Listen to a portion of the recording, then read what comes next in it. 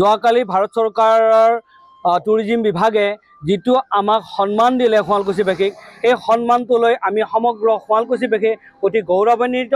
আৰু সেয়েহে টুৰিজিম বিভাগ সমন্বিতে মাননীয় মুখ্যমন্ত্ৰী মহোদয়ক আমি ধন্যবাদ জনাইছোঁ আৰু আদৰণি জনাইছোঁ। ভাৰত চৰকাৰ, অসম চৰকাৰ, অসমৰ national handloom department, weaver service centre, Assam department handloom service গোটেইখিনি মিলি যিটো আমাৰ আজি স্বীকৃতিপ্ৰাপ্ত হ'ল শুৱালকুছিৰ মেগা প্ৰজেক্ট, সেইটোৰ কাৰণে আমি ভাৰত চৰকাৰ, অসম চৰকাৰক গোটাই যিখিনি আমাৰ নেশ্যনেল লেভেলৰ অফিচ আছে তেখেতসকলে ধন্যবাদ জনায়।